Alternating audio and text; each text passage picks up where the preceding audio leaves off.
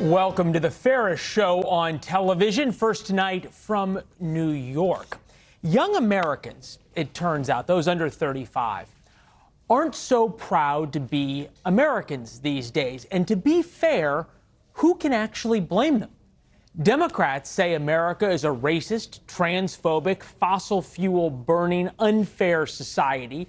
And they Democrats alone, can protect American democracy from the evil Donald Trump. Republicans call our country a crime-infested, woke bastion on the verge of economic collapse, run by a corrupt family with an unprepared military and an open border. Republicans alone, can prevent small-town America, rural America, from becoming Skid Row in San Francisco. So it's perhaps no surprise. Less than 1 in 5 young Americans say they are extremely proud to be an American, only 18%. Certainly explains the current military recruitment problem. Of course, millions around the world risk their lives and spend their fortunes to flood across our southern border. They spend every penny they have. The American dream is very much alive, just young Americans don't seem to believe in it. A vast majority in America aren't happy with their choice for a new president. Who can blame them either? Reminds me of an old Arabic saying from my time in the Middle East. I have 2 choices, both of which are bitter. That's how so much of America feels. And that's not really partisan. It just is how people feel. They feel bitter and afraid. Enter Vivek Ramaswamy, a 37-year-old entrepreneur who promises a different kind of presidential campaign. I have said I would shut down the FBI. If I'm elected the next U.S. president to pardon Donald J. Trump, we'll put a gun in every Taiwanese household, train them how to use it. I'm actually a path to legalization guy for a lot of different drugs.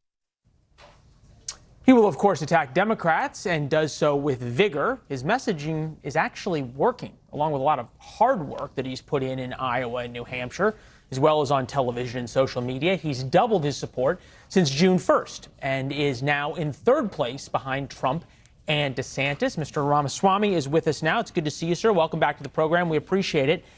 You tweeted out the same poll that we talked about at the top of the program about how young Americans are feeling. Do you agree with us that it's hard to blame them based on what they're hearing from our leaders?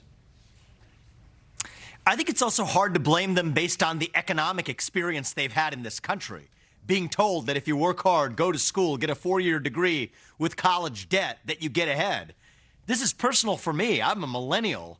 I entered the workforce in the fall of 2007 at a finance firm in New York on the eve of the 2008 financial crisis. So, Leland, I understand why young Americans are jaded and cynical.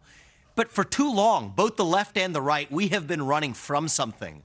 I'm in this race to start leading us to something, to our vision of what it actually means to be an American. Revive that missing national identity. And by the way, growing the economy along the way is going to help as well, because young people do tend to be more proud of a country when we're making more money in that country. And that's exactly what's going to happen under 8 years of my watch. All right, so it's kind of like what Bill Clinton famously said, James Carville said, it's the economy, stupid. If people don't feel economically secure and like they have an economic future, it's hard to feel good about anything else. At the beginning of the program, we put up a graphic that had a donkey and an elephant fighting each other.